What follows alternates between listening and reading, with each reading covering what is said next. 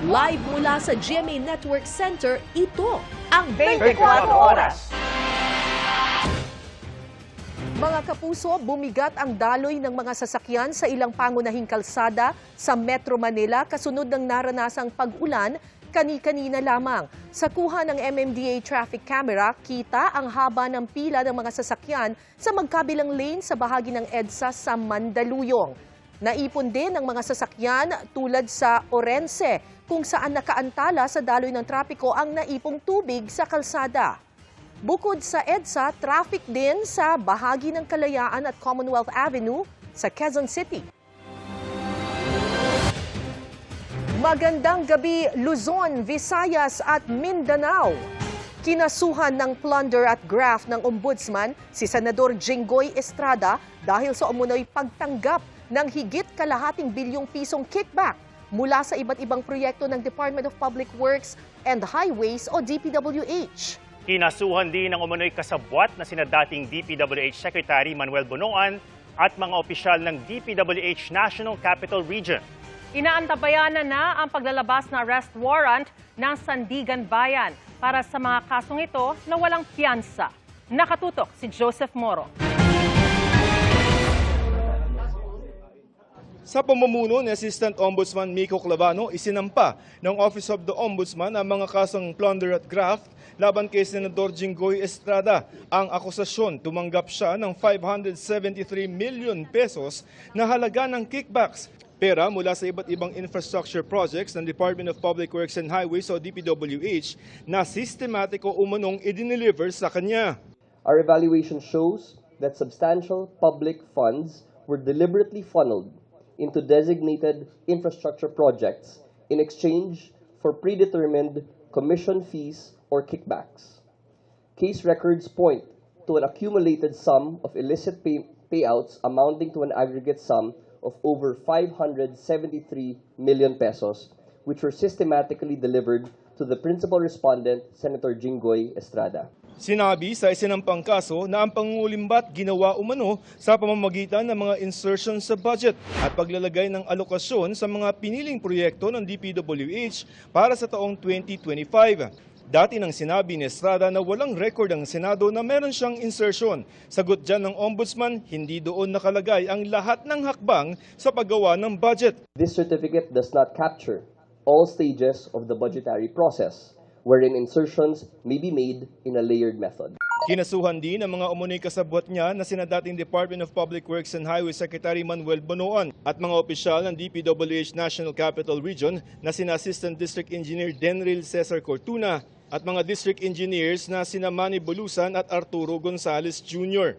Hindi na sinampahan ng kaso ang mga state witness na sina dating DPWH Undersecretary Roberto Bernardo, NCR Regional Director Gerard Opolencia at dating Bulacan 1st District Engineer Henry Alcantara. Wala na rin kaso si dating DPWH Undersecretary Maria Catalina Cabral dahil pumanaw na ito. No bail o walang bail na inirekomenda ang Ombudsman sa Sandigan Bayan laban kina Senador Estrada. Ang sunod na proseso nito ang paglalabas ng arrest warrant ng Sandigan Bayan.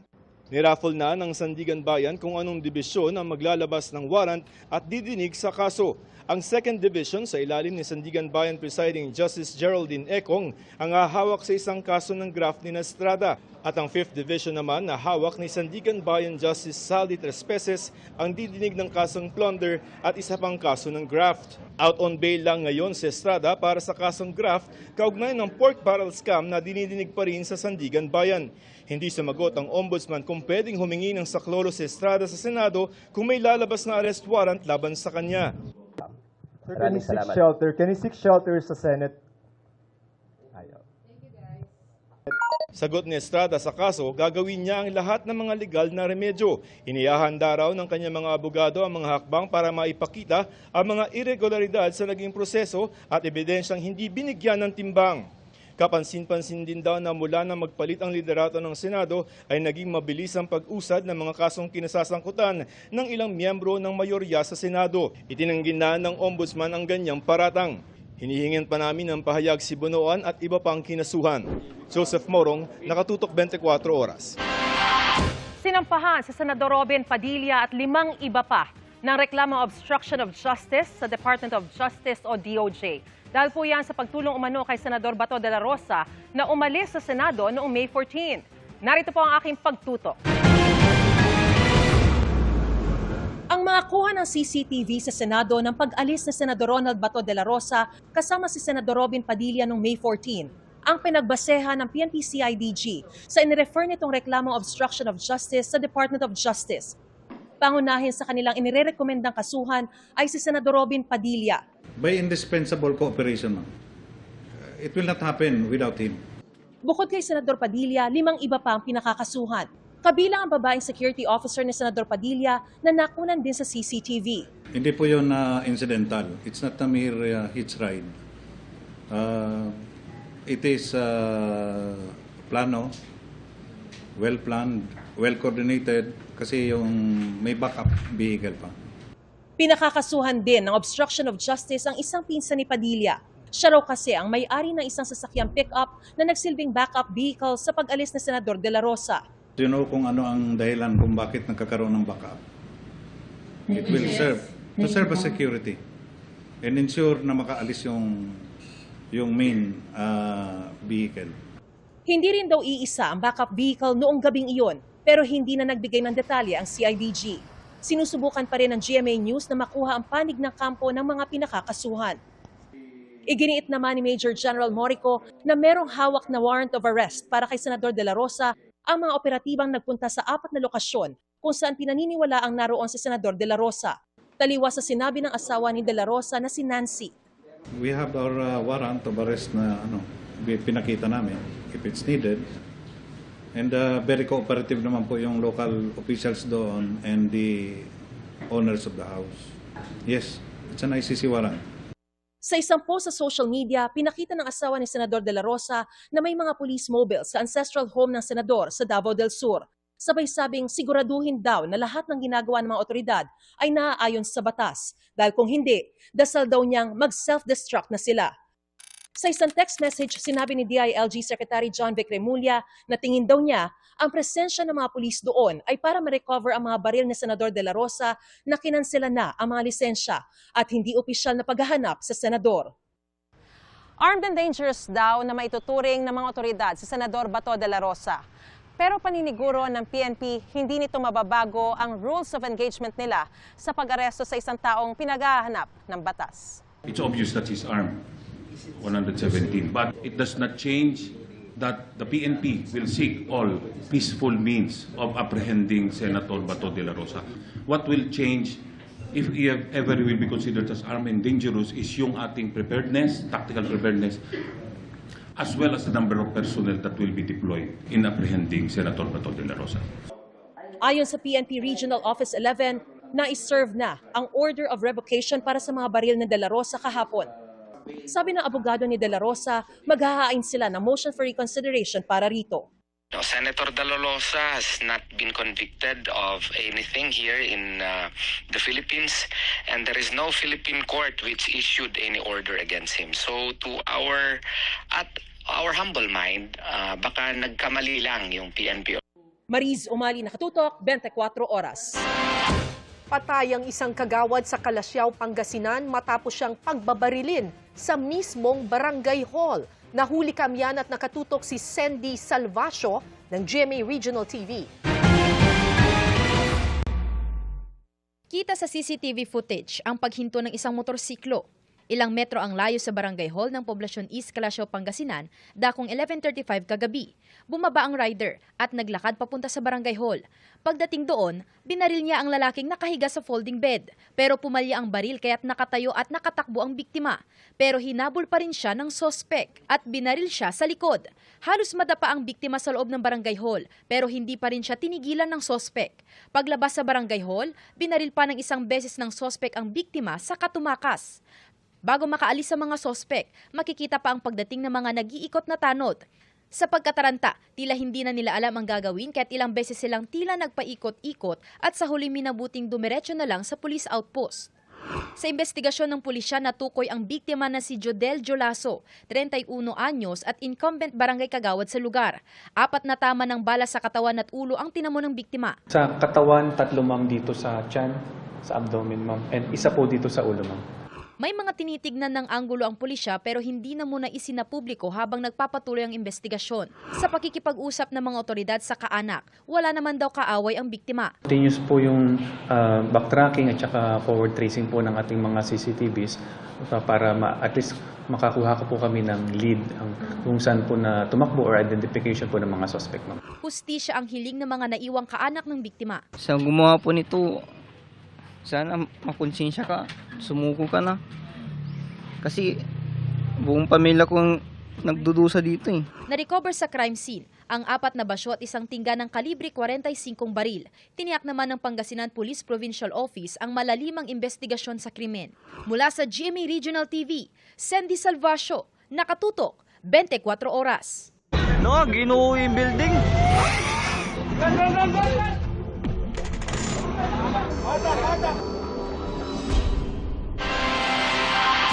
Isa pang bangkay ang nakuha sa gumuhong gusali sa Angeles, Pampanga.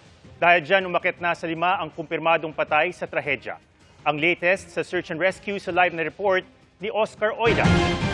Oscar? Yes, Atom, gaya ng sinabi mo, umakyat na nga sa 5 ang bilang ng mga naitalang nasawi sa nangyaring pag-uho ng gusali dito sa may barangay Balibago, Angeles, Pampanga.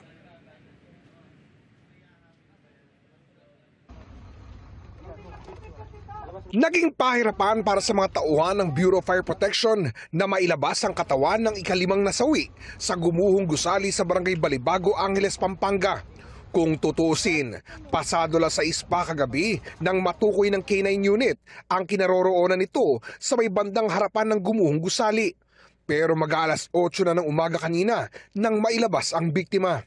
Isa pa sa mga naging challenges ng retrieval kasi we are trying to retricate the body, sana full, baka kung hindi po tayo magiging maingat baka magkaroon ng dismember doon sa kanyang part of the body. Yun po yung iniiwasan natin. So as much as possible, makuha po natin sila ng buo at maayos.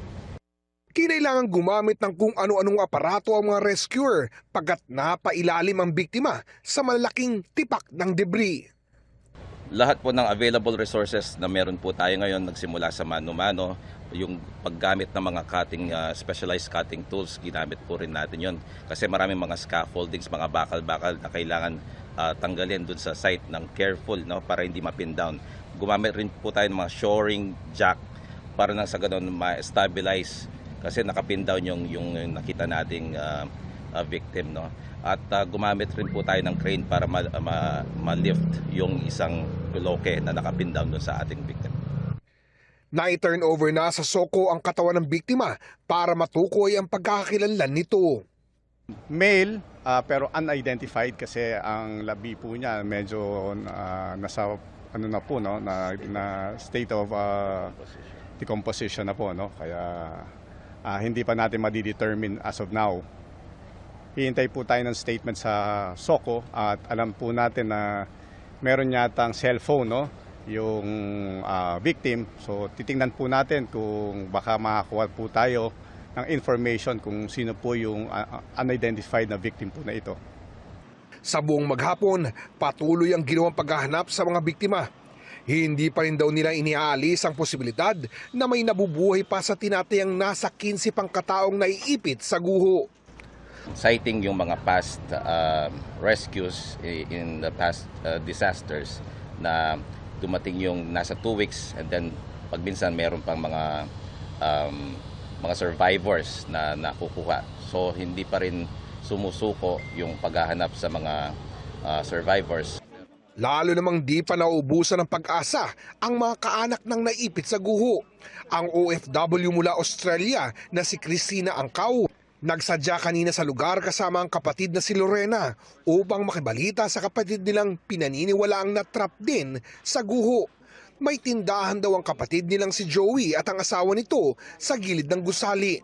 Panawagan ko lang po sana po masagip sila at buhay po sila. Hindi pa rin po kami nawawalan ng pag-asa na hindi lang po kapatid ko, pati rin po yung ibang Pero mas maganda po na kung buhay sila mas maayos. Noong Sabadong yun, tumawag po ako, sabi ko, bibisita kami dyan ng linggo kasi magluluto kami, dadali namin dyan, salo-salo tayo, sabi ko sa kapatid. Samantala, Atom, kani-kanina lamang inanunsyo ni Angeles Mayor John Lazatin sa mga miyembro ng media na may na-detect na naman daw ang kanilang K9 unit doon din sa lugar kung saan nakita ang biktima kaninang umaga. At dagdag pa dyan, kinumpirma ni Mayor Lazatin na nakipag-ugnayan na raw sa kanila ang may-ari ng gusali maging ang kontraktor nito at nangako raw itong tutulong sa pag-rescue maging sa mga gastusin ng mga kaanak ng mga biktima. Atom? Maraming salamat, Oscar Oida. Wala pa pero malapit na. Yan ang sagot sa mga nagtatanong kung tag-ulan na ba. Wala pa man, may mga binahana sa Metro Manila dahil sa ulan. Nakatutok si Mark Salazar. Pasado alas 3 ng madaling araw kanina nang umulan ng malakas sa maraming parte ng Metro Manila. Mabilis tumaas ang baha sa kahabaan ng EDSA, lalo sa may barangay Apolonio Samson. Pati sa Muñoz at sa Balintawak. Nagulat ang ilan dahil tag-init pa, di ba? Hindi huminto ang ulan ang lakas-lakas Kaya dito ako dumaan. Aakit ng tubig yun Pero issue, sa katulad namin nagsasidecar, hindi na kami makapaghatid dahil sa lalim ng tubig. Mabilis po, pero nag-ano naman siya kaagad, sandali lang. Humuho pa kaagad. Bahagyaring binaha ang bahagi ng Rojas Boulevard sa Maynila.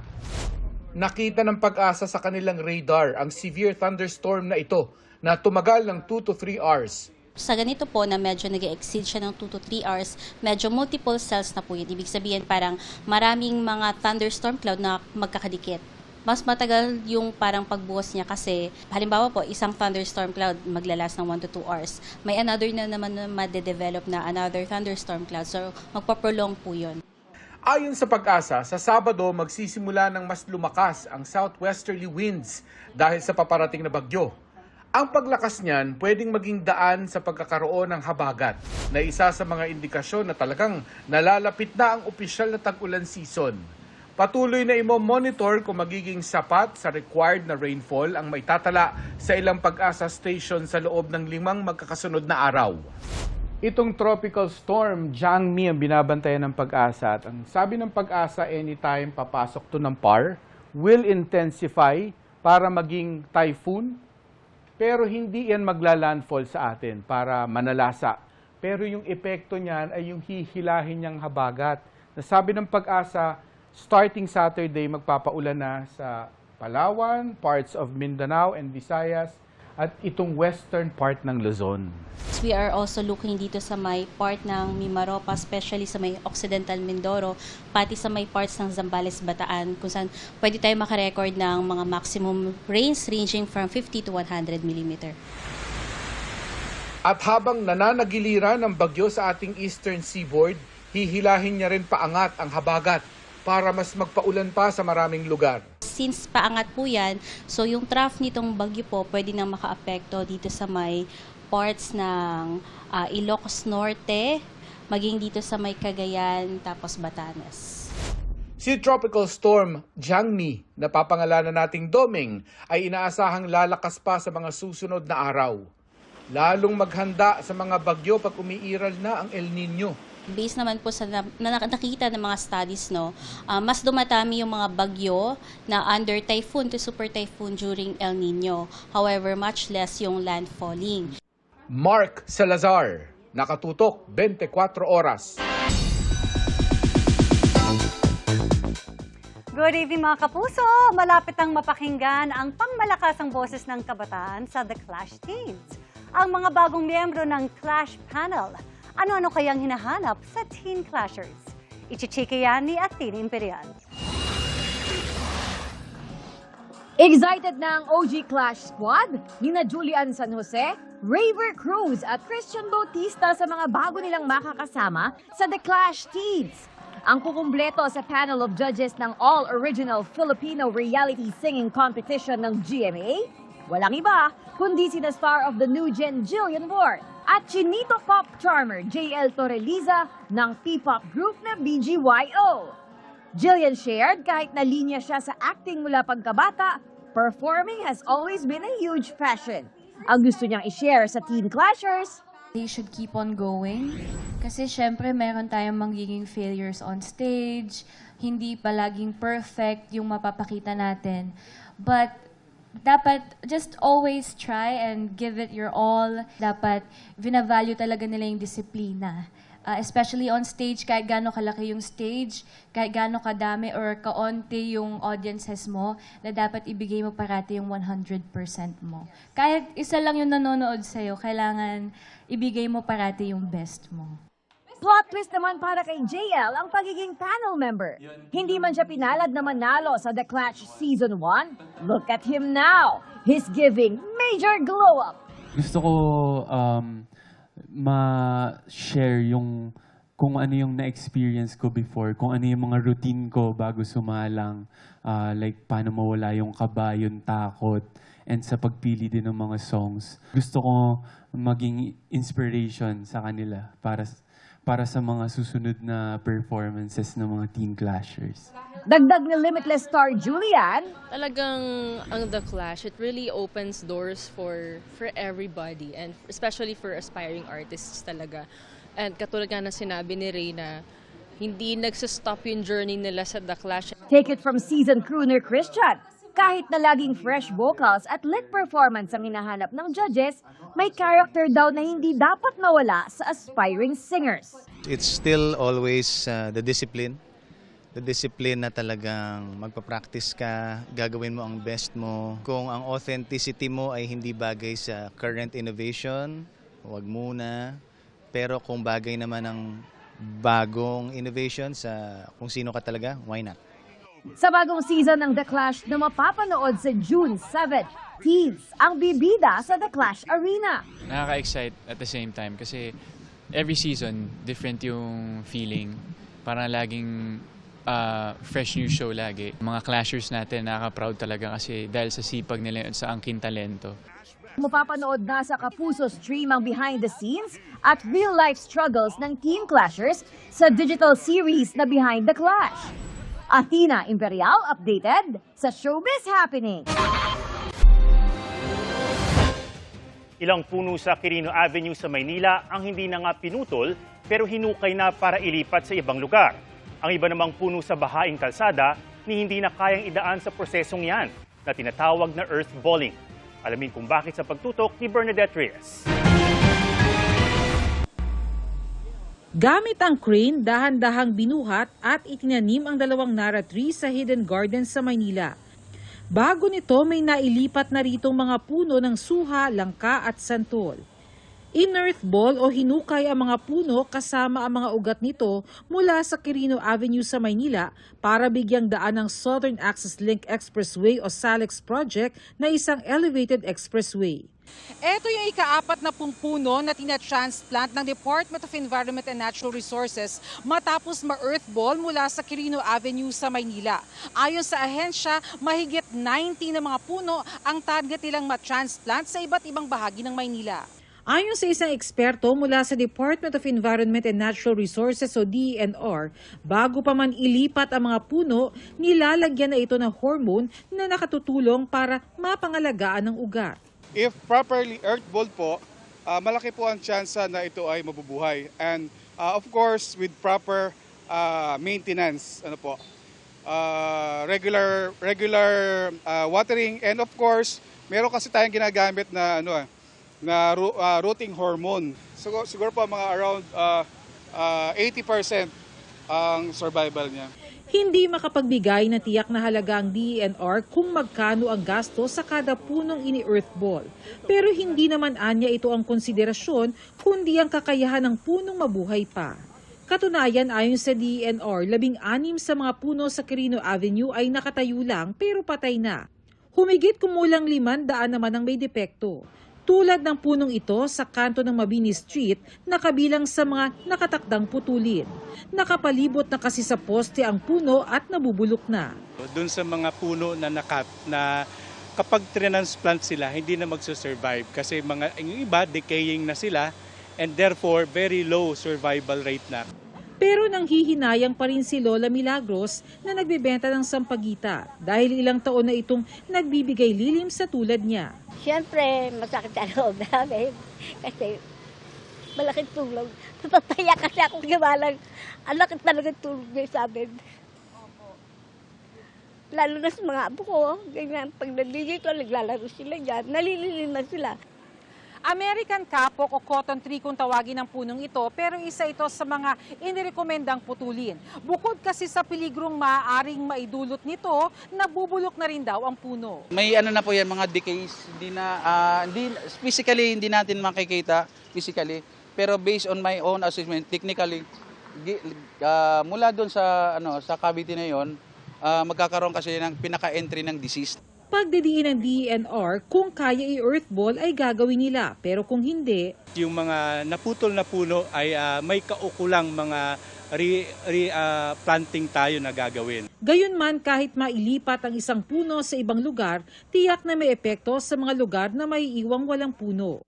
Tulad sa Quirino Avenue na bahaing lugar pa naman. Inaasahan na natin na muling babahain, lulubog ulit sa baha ang Kamaynilaan, particularly yung area na kung saan pinutol ang mga puno. Ating mitigating measures hindi lang nakatutok dun sa replanting, kundi sa pag-aayos na rin yung ating mga infra. Make sure that yung ating mga drainage system ay functioning, malinis yung lugar para hindi tayo bahain. Bernadette Reyes, Nakatutok, 24 Oras.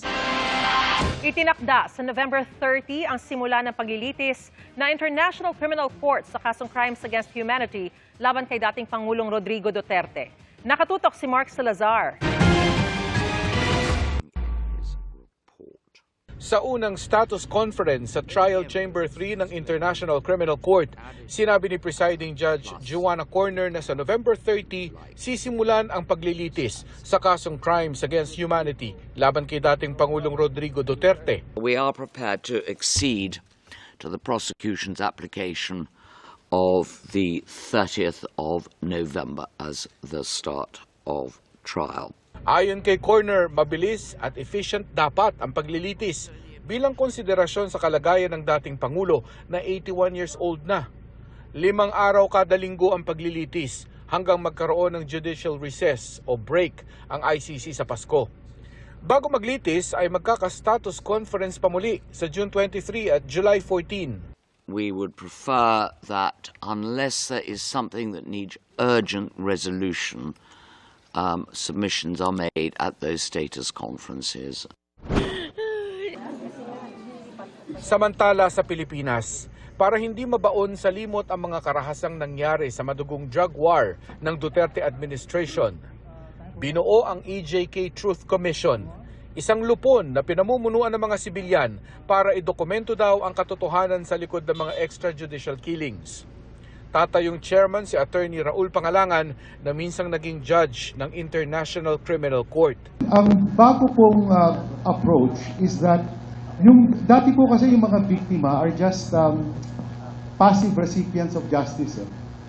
Papakinggan lang sila pag meron silang testimony as about the crime. Pero the whole process is a game of lawyers and judges. The victims should have an active part in the justice process. And their telling the story is part of the justice that they are training for themselves. For their story to be recorded for history. Ayon sa isang commissioner ng grupo na si Dr. Al Fuerte, sentro sa kanilang misyon ang makamit ang hustisyang may mananagot at magbabayad pero may paghilom din sa mga pamilya ng biktima. We hope and pray that this Truth and Reconciliation Commission will somehow facilitate not just the healing of the families who are still grieving, but also for the communities that also suffered. Kasama rin sa 5-member commission sina forensics expert Dr. Raquel Fortun, Father Daniel Pilario at Carlos Conde. Magsisilbing advisor naman ng Truth Commission si Cardinal Pablo David. Ang korte ay naghahanap ng criminal liability. Ang Truth Commission naman ay naghahanap ng mas malalim na katotohanan. Pakikinig sa mga biktima, pamilya, survivors. Ayon kay Conde, ang seed funding ng komisyon ay manggagaling sa Simbahang Katolika at iba pang mga grupo at NGO dito at sa labas ng bansa. Welcome ang Truth Commission sa mga pamilya ng EJK victims. Mas mahalaga na makonsulta rin kami at yung iba pang mga pamilya nang sa ganun po hindi rin kami nagugulat, nabibigla at hindi yung paulit-ulit na magkukwento kami. Malaking tulong po yun sa mga biktima dahil marami pa po talaga mga biktima na hindi pa sila lumalabas dahil hanggang sa ngayon po naman kahit tuloy-tuloy yung pagpaslang ay may mga takot pa rin po talaga ang karamihan sa mga biktima. Mark Salazar, nakatutok, 24 oras. Kinontra ng ilang eksperto at mambabatas ang paggiit ni Senador Robin Padilla na force majeure ang gera sa gitnang silangan, ang China-Taiwan conflict, pati na rin ang matinding klima. Pero ano nga ba ang force majeure na isa sa mga kondisyon para payagang lumahok sa Senate session ang isang senador via teleconferencing? Nakatutok si Maki Pulido. Why are we railroading this process, Mr. President? Mainit ang debate ngayon sa Senado dahil gusto ng majority senators na payagan makaparticipate sa sesyon ng isang senador kahit hindi pisikal na nasa session hall sa pamamagitan ng teleconferencing. Bagay na mariing tinututulan ng minorya dahil maaari lamang daw ito kapag may national emergency tulad ng pandemya o kaya ay yung tinatawag na force majeure. Sir, bakit ginagawa? Pero sa post ni Majority Senator Robin Padilla, ang tanong niya, hindi ba raw force majeure na may tuturing ang giyera sa Middle East na nagre-resulta ng terorismo sa iba't ibang parte ng mundo, pati na ang napipintong pagkadawit ng Pilipinas sa China-Taiwan conflict. Ang force majeure ay salitang Pranses na ang literal na translation sa Ingles ay superior force o kaganapang hindi inaasahan o mapigilan. Pinaliwanag ni Atty. Paulo Tamase ang ibig sabihin nito sa legal na usapin. Sobrang laki, labas sila doon sa kino-contemplate or kino-consider ng mga party sa isang agreement at therefore normally ang effect niyan pagdating sa mga obligasyon ay nasususpend yung kanilang mga obligasyon. Pagdating sa Senate rules, sinabi ni Senator Win Gatchalian na ang dahilang force majeure para mag-teleconference ang mga senador ay para sa mga pagkakataong hindi na makapag-convene ang Senado bilang isang body. If you read it carefully, it contemplates the entire Senate, hindi one person. Nakasulat rin dito very clear, which may prevent. So ibig sabihin, hindi kami makakonvene. May super El Nino, pero pwede pa naman kami mag-convene. Yung gera nasa Iran, pero pwede pa rin naman kami mag-convene. Nangyari ito sa kasagsagan ng COVID pandemic. Hindi po makapagtrabaho ang Senado. Walang pupunta sa Senado without endangering their health. Hindi pwedeng pumunta sa Senado, baka po tamaan ka ng COVID. Kaya pinayagan voting by electronic.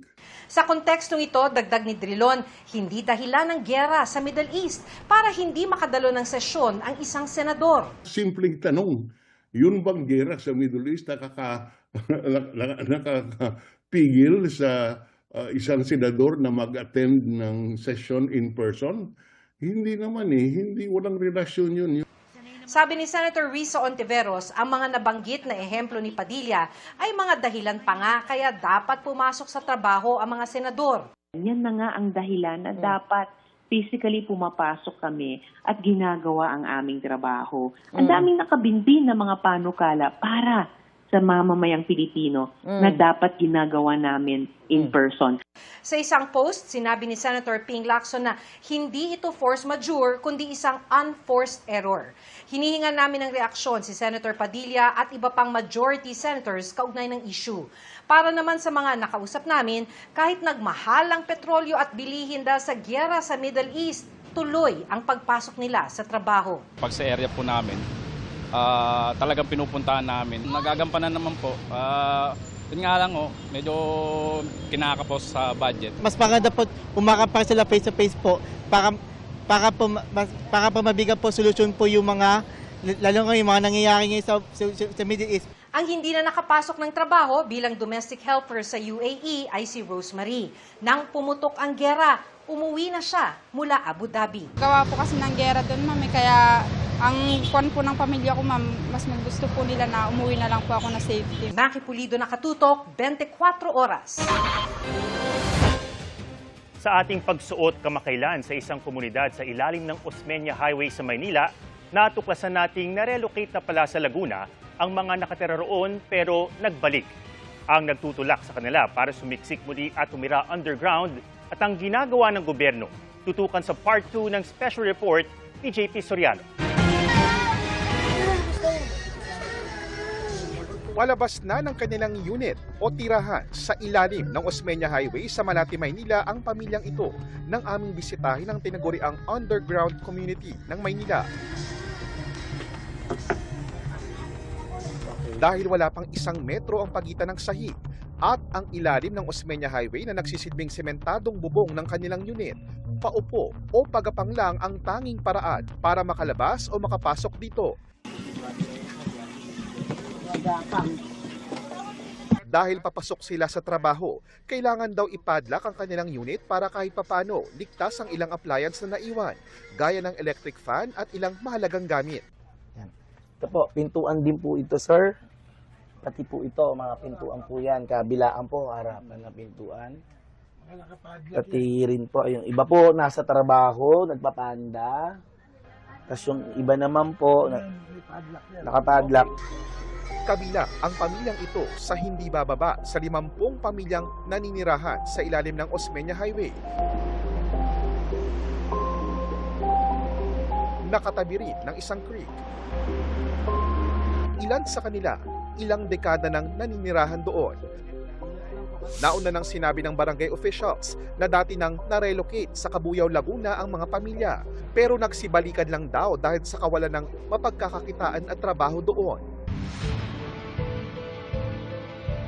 Ayon sa Department of Social Welfare and Development o DSWD, bago pa man mag-viral sa social media ang underground community, na census at na-profile na ng mga social worker ang mga pamilya doon. Noong Pebrero, nakausap na raw ang mga residente upang alamin ano ang mga kailangan nila para pumayag sila sa isang permanenteng relocation. Para maintindihan yung senaryo o yung pangangailangan ng bawat pamilya. Kasi iba-iba yan eh. Meron ba silang anak na nag-aaral so hindi natin pwede i-uproot? Meron ba silang preferred na relocation area kasi yung trabaho nila mas malapit doon? Kasama raw sa mga ipinaliwanag ng DSWD ang mga tulong na maaaring ipagkaloob sa bawat pamilya, gaya ng pantawid rental assistance at livelihood assistance. Isinangguni rin ng GMA News ang sitwasyon ng underground community sa Department of Human Settlements and Urban Development o DHSUD. Kabilang daw sa short at long-term solutions ng ahensya na ipasok ang mga nakatira doon sa pambansang pabahay para sa Pilipino program. Ang ibig pong sabihin ng pinoprofile natin, minamatch po natin anong modality po ang angkop o ang appropriate sa bawat pamilya na maapektuhan. Meron po tayong rental program, meron tayong owned program. Depende po kung ano po yung gusto nila and ano yung kaya ng capacity nila to pay these modalities. Wala pang tugon si Manila Mayor Isko Moreno kaugnay sa underground community ng Maynila. Pero ayon sa DSWD, kaisa naman daw ang mga LGU sa pagresolba sa matagal ng problemang ito na hindi lang naman daw sa Maynila meron. Admittedly, marami pang trabahong gagawin pero ang importante kumikilos kami sabay-sabay pati ng local government units. Sa mga susunod na linggo, magkakaroon ng town hall meeting ang DSWD, DHSUD sa mga pamilyang nakatira sa ilalim ng Osmeña Highway. Bagaman wala pa raw katiyakan kung ito na ang mag-aalis sa kanila sa ilalim ng kalsada, isang malinaw na hakbang daw ito para sa pag-asang magkaroon ng isang maayos na pamumuhay. JP Soriano, nakatutok 24 oras. Fully energized si Andrea Torres na balik trabaho na para sa upcoming series na Code Gray. Pagkatapos ng kanyang Hawaii birthday trip at kasama niyang sumailalim sa workshop, ang co-star na si Shubi Etrata na magbabakasyon din sa America soon. Makichika kay Aubrey Carampel.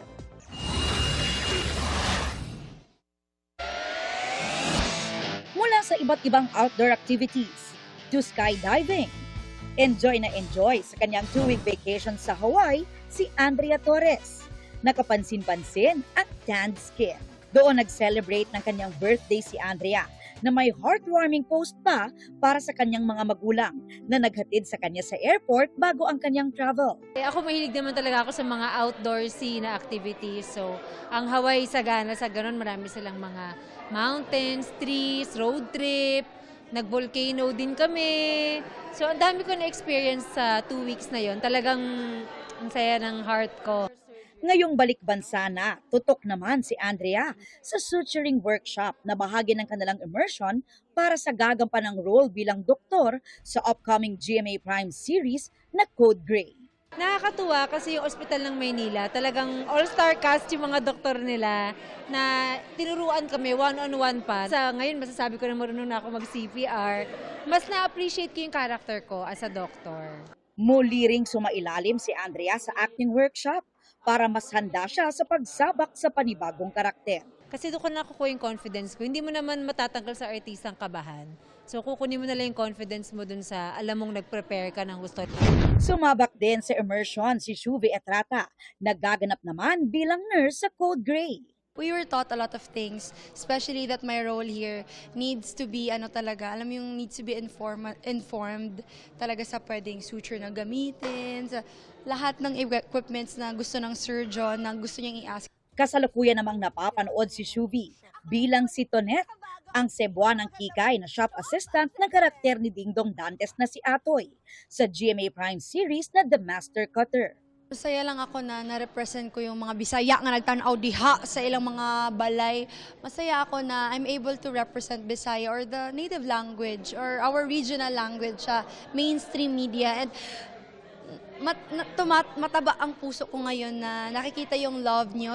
Pero kahit busy, hindi pwedeng walang me time. Kaya si Shuvi magbabakasyon sa Amerika at doon din daw magse-celebrate ng birthday. Pahinga at reward na raw niya ito sa kanyang non-stop na pagtatrabaho. Nakakaiyak na nakaka-proud na kaya ko nang pumunta ng Amerika. Kasi tapos na rin yung bahay sa Pulamulok. Tapos nakabili na rin ako ng mga kailangan nila. So alam mo yung marami na rin akong pinagdaanan this year na kailangan ko din itap yung sarili ko para at least mas makatrabaho pa ako. Aubrey Carampel, updated sa Showbiz Happenings. 14 na taong gulang lang pero mga bugaw na umano ang 2 inaresto sa isang resort sa Quezon City.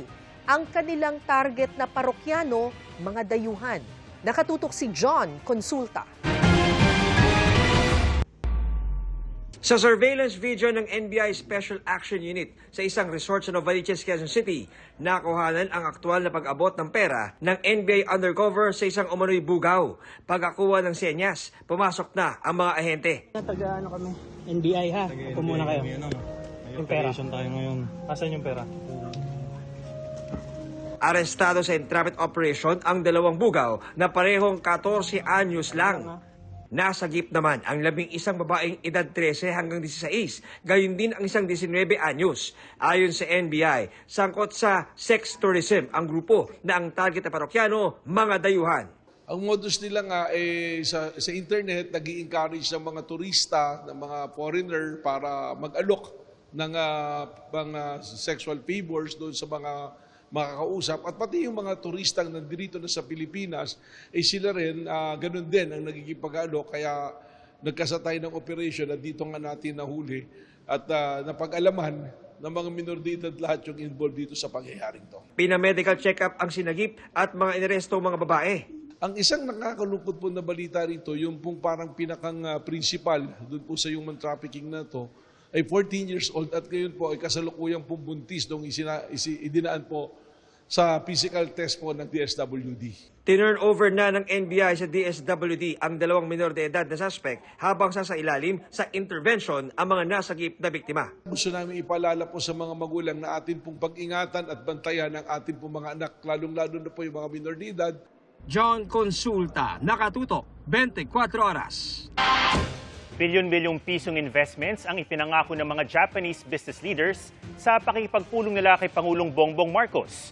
Anumang oras ngayong gabi naman ng working dinner ng Pangulo at ng Japanese Prime Minister bilang bahagi ng state visit. Mula sa Japan, nakatutok live si Ivan Mayrina. Ivan. Yes, Atom, ongoing na yung working dinner na yan na nabanggit mo, pero kakatapos nga lamang ng kanilang bilateral meeting si Pangulong Bongbong Marcos at Prime Minister ng Japan na si Takaichi Sanae. Sa kanilang joint press conference ngayon lamang, kabilang sa mga inanunsyo ng dalawang lider na napagkasunduan sa larangan ng depensa ang pagsisimula ng formal na negosasyon para sa palitan ng classified military information sa pagitan ng defense authorities ng dalawang bansa. Gayon din ang paggawad sa Pilipinas sa mga barkong kung tawagin ay Abukuma destroyers o mga warships ito, Atom. Sa larangan naman ng kalakalan at pamumuhunan, isang tax convention ang pinirmahan para maiwasan ang double taxation sa pagitan ng dalawang bansa. Wala pang ibinigay na detalye Malacanang kaugnay nito pero inaasahan magpapaganda sa business environment at cross-border investment ang kasunduan sa pagitan ng Pilipinas at Japan. Suportado rin ng Japan ang chairship ng Pilipinas sa ASEAN ngayong taon. Gayon din ang kandidatura ng Pilipinas para sa non-permanent seat sa UN Security Council. May mga kasunduan din na mas maigting na kooperasyon sa agrikultura at pangisdaan, sa health services, human development, space development, artificial intelligence o AI. I am pleased to announce that we have elevated our relationship from a strengthened strategic partnership to a comprehensive strategic partnership. This milestone reflects the strength, depth, and breadth of our ties as we respond to the evolving challenges and opportunities of our time.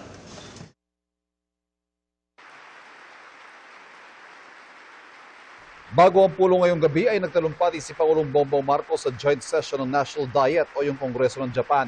Ipinaalala ng Pangulo ang lumalim pa ugnayan ng Japan at Pilipinas mula na magbalik normal ang diplomatic relations ng dalawang bansa, 70 taon na ang nakakaraan.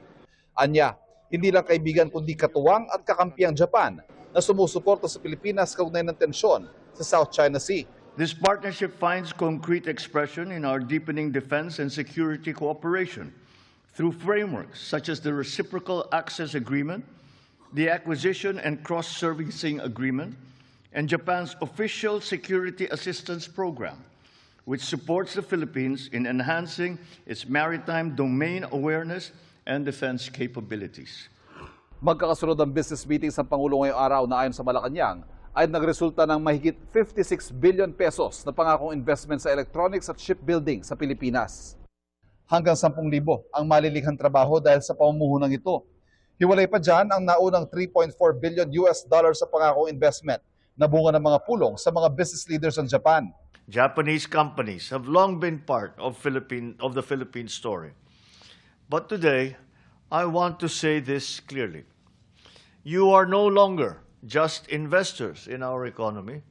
You are the builders of our economy. Every time there's investments in the Philippines, no, it's not just the income that it provides to the Philippines, but it's also the jobs that it provides. Kahapon, nasaksihan din ng Pangulo ang paglagda ng mga kasunduan ng mga pribadong kumpanya para sa pagdevelop ng AI-powered smart city sa Makati. Meron din para sa digital finance at digital marketing.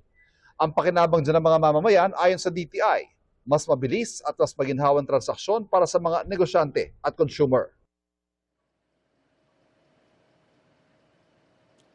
Atom, bukas ay balik Pilipinas si Pangulong Bongbong Marcos pero bago yan ay may nakatakda siyang press conference kung saan inaasahang sasagot siya sa ilang mga mahalagang issue dyan sa Pilipinas tulad na lamang ng mga pinakahuling pangyayari sa Senado. Atom. Maraming salamat, Ivan Mayrina. Ilang linggo nang may aksyon, iyakan at sagutan kaya binansagan ng ilan na Senate flicks ang mga nagaganap sa Senado. Pero sabi ng ilang eksperto, kailangan nang makamove on mula rito ng mga senador. Dahil kung magpapatuloy daw ang ganitong sitwasyon, taong bayan ang talo. Nakatutok si Sandra Aguinaldo. Why are we railroading this process, Mr. President? You cannot just ram down our throat something that numbers can dictate. I move that we divide the House. Isa na ito marahil sa pinakamainit na mga tagpo sa kasaysayan ng Senado. Ang mainit na debateng nag-ugat sa mosyon sa pag-ambyenda sa rules para payagan na makaboto online ang isang senador kung hindi siya makadalo ng pisikal sa sesyon. Nauwi sa sagutan ng ilang taga-mayorya at minorya na tila ba nagkapersonalan na. Madam President, without giving meaning to anything, Ito pong mahirap kasi kung wala po tayong legal background dito. Kaya sinasabi ko na nga po, hindi po bagong motion ito eh. Hindi siya bagong motion. Madam Sabi na bagong President, motion. point of order. Ad hominem. Sinasabi ko lamang po, ang Hindi, sinasabi Madam ko lang, President, kanina ko po sinasabi. Hindi po tama yun. Section Nasasabihin 100, yung kasama niya Pwede po ay ba? walang Session is kinalaman, suspended. Pwede po walang bang alam sa pagbigyan batas. Umabot pa sa tila, nagbukas ng mga sugat na hindi pala naghilom. Yan ay nang emosyonal na balikan ni Senate President Pro Tempore Loren Legarda kay Senador Kiko Pangilinan ang kanyang karanasan ng canvassing ng 2004 presidential elections. Si Pangilinan ang co-chair ng National Board of Canvassers noon nang questionin ni Legarda ang resulta ng botohan. Are we now curtailing my right to speak, Mr. President? Please know that I would never curtail your right to speak. Just as in 2004, I believe you were seated, and I was a vice presidential candidate of FPJ then, and my microphone was closed, and my right to speak was closed, was not given. I remember that time now, and the word noted was said to me. Can be discussed. Pero bago ang walkout ng minorya noong Martes, nauna nang nagkagirian si Pangilinan at Senador Robin Padilla dahil sa kanya unang pagtaas ng boses. Paano natin pag-uusapan yung ibang... And for the record, Mr. President, I still have the floor. Ako ba natakot? Ako nang takot sa iyo. Ikaw nga naninigaw. Ikaw naninigaw, ako nanakot. Sir, hindi ako tumaas ang boses. Humihingi ako ng pangmali. Kita mo, iba meaning sa'yo ng sigaw at tumaas ang boses. Okay ba yun? At matapos ang putukan sa Senado, lumutang din ang samaan ng loob. Some of you I've known for 20 years, 10 years, and I didn't even hear any of you say, "Kamusta na kayo dyan?" Napakasakit na sa akin. Sobrang sakit. Nariyan pa ang sunod-sunod na palitan ng liderato ng Senado. Mula May 2024, nagkaroon na ng 4 na Senate President. Si Senador Mig Zubiri na pinalitan ni Senador Chis Escudero na sinundan ni Senador Tito Soto at ngayon si Senador Alan Peter Cayetano. Ang biro ng ilan sa social media sa dami ng ganap sa Senado, tila nanonood na raw tayo ng Senate Flix. Pero nababahala rito si dating Senate President Franklin Drilon. Pinapakita raw kasi ditong hindi matatag ang liderato sa Senado. Sa 24 na taon na ako sa Senado, ito ang pinaka-unstable leadership. 13-11, pagkatapos yung isa sa 13, nagtatago on the run. Kaya effectively, ang boto 12 lamang. Kaya mahirap kaya yung quorum. Madaling i-question eh. Hindi raw ito maganda para sa ating demokrasya, sabi ng ilang analyst. May stalemate sa Senado. Ang kalungkot-lungkot, hindi maganda to sa imahe ng demokrasya. Kung magpapatuloy daw ang sitwasyon, ang taong bayan ang talo. Sana sa isipin ng mamamayang Pilipino, talo tayo dito eh.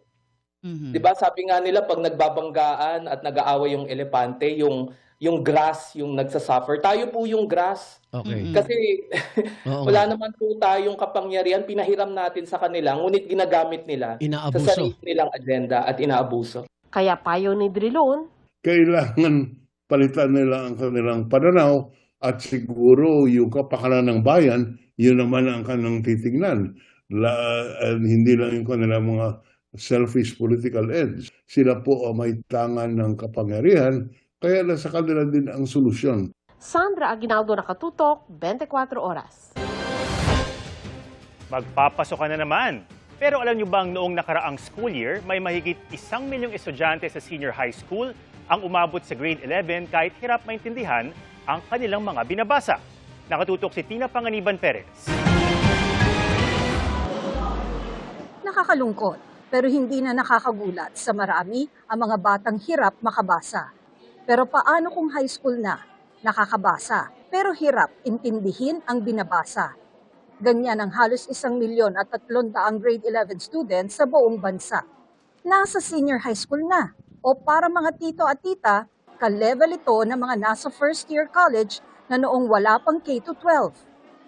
Yan ang lumabas sa March 2026 Senior High School Literacy Assessment ng DepEd na iniulat ng Second Congressional Commission on Education o EDCOM2 sa isang hearing sa Kamara kanina. 1.4 million grade 11 students ang inassess. 1.3 million ang hirap umintindi ng binabasa. Only 12% of learners in the 11th grade level are independent learners or readers that are fully able to comprehend and understand as expected from their grade level what the outcomes or the information is supposed to be. Sa bilang na yan, halos 6 sa bawat 10 ang nasa frustration level o pinakamababang level o halos wala nang naiintindihan sa binabasa. Halos 3 naman sa kanila sa bawat 10 ang nasa instructional level o kailangan ng tulong ng guro para maintindihan ang binabasa. Sinisi ng isang party list group na mga guro ang sistemang tila nagbibigay insentibo kapag maraming pumapasa. Well, yan talaga ang nagpapakita nung kabuuang failure ng K-12 program. Systemic yung problema. Yung mga incentives at all levels from the individual, from the teacher level to the school level, hanggang sa buong sistema para magtuloy-tuloy ang takbo ng sistema, kailangang ipasa. Pero hindi lang mga grade 11 ang may problema. 40% of all learners from across all grade levels still struggle in terms of their reading comprehension. Wala sa pagdinig si Education Secretary Sonny Angara, pero binanggit niya ang isa sa mga stratehiya na nagdiin sa pag-unawa imbes na pagkakabisado ng binabasa. Atakihin natin yung training ng ating mga teachers para yung training ng pagturo, hindi lang yung pagme-memorize ng mga bagay. Yung mas importante yung pag-intindi. Ngayong Mayo rin, inilunsad ang ARAL program para alalayan ang mga hirap magbasa, pati mga hirap sa math. Pero matagal pa bago magkaalaman kung epektibo yan. Siguro panahon na sabihin din sa atin ng DepEd, teka, bigyan nyo rin kami ng konting panahon. Ma-adjust namin, hindi dapat kami mag-implement ng half-baked lang na hindi naman namin fully ma-implement ng tama. Ngayong pasukan din magsisimula ang 3-term school calendar. Ibig sabihin, 3 grading period. Mas mahaba ang pagitan ng mga exam. Pero sabi ng Education Committee ng Kamara, whether 3 SEMs o 4 quarters, ang resolba po doon, kailangan nilang ayusin yung competencies at yung curriculum. Sobrang dami ba nung hinihingi sa kanilang gawin katulad competencies. Pero pakiusap ng mga guro, huwag itong madaliin at subukan muna sa iilang lugar ang bagong sistema. Hanggat maaari po sana ay i-halt natin yung implementation kasi marami talaga kailangan ihanda po no? At pinaka-importante ihanda po yung ating mga guro. No? Tina Panganiban Perez, nakatutok, 24 oras. Kahit first time mag-host para sa isang game show, easy lang yan kay Heart Evangelista dahil game na game din siya sa chikahan. Kamusta naman kaya ang kanyang experience sa hosting with Sparkle artist Sean Lucas? Makichika kay Aubrey Caramper. Very enthusiastic si Heart Evangelista sa kanyang unang sabak bilang game show host sa newest Kapuso original game show na The People Have Spoken. Bukod sa kanyang kikay personality, tiyak makikita rin dito ang kanyang pagiging machika. It was easy for me to accept kasi nung gusto ko kasi yung balitaktakan ng sagutan ng mga Q&A. And in this show, it's really interacting with the people and their thoughts. And it's a good way din to educate yourself for certain things na, iba tayo na pananaw, pero okay, gets kita. So, bet na bet ko. Makakasama ni Heart ang Sparkle actor and host na si Sean Lucas, na surreal pa rin daw ang pakiramdam to be co-hosting with Heart. It's totally new to me. Kaya wala, I'm just trying to take it all in. Nakatulong naman daw kay Sean ang kanyang exposure sa pag-host sa unang hirit at TikTok Lock. I get to talk to the people talaga. Minsan nasa tondo kami, nasa kung san kami, nagpapa-quiz ako. So parang kung sino-sino yung nakakasalamuha ka doon. Kumusta naman kaya ang hosting experience ni Heart with Sean? Gumigising din kami ng 4 a.m. Meaning to say, pareho kami, pantay kami sa hustle, sa pagtrabaho, sa pagiging very professional. And matalino siyang tao eh. So, hindi siya mahirap kabatuhan kasi gets ko siya, gets niya ako, tapos ang talino niya. And by the way, he's single. Sa media conference ngayong araw, nabigyan din ng pagkakataon ng piling miyembro ng media na maglaro sa game show. Ang contestants, tatanungin ng kanilang sagot sa iba't ibang topic o issue. Kailangang mahulaan ang most popular answers ng 100 studio audience sa bawat tanong. Kunwari, okay lang ba na makipagkaibigan ka sa ex mong jowa? Mga situations mga situations. Na parang merong isa na parang kung mali yung sukli sa'yo ng cashier mo sa mall, Bakit? sa olive mo ba, kahit malayo yung bahay mo. So, nakakatawa siya for celebrities to judge kasi makikilala nyo talaga ang mga characters nila. Kung saan sila nanggaling, bakit sila ganun mag-isip. Bawat episode, iba't ibang celebrity contestants mula sa iba't ibang larangan at industriya ang maglalaro. Different kinds. So, iba-iba talaga yung pananaw nila. But at the same time, alam mo din yung mga taong punong-puno ng wisdom. Meron akong isang na-guest, malapit na akong iyakan, ganyan. Nag-open up na siya ng love life niya. Mapapanood na ang The People Have Spoken simula sa June 6. Aubrey Carampel, updated sa showbiz happenings. And that's my chika this Thursday night. Ako po si Iya Arellano, Miss Cara, Miss Maris, Atom. Thanks, Iya.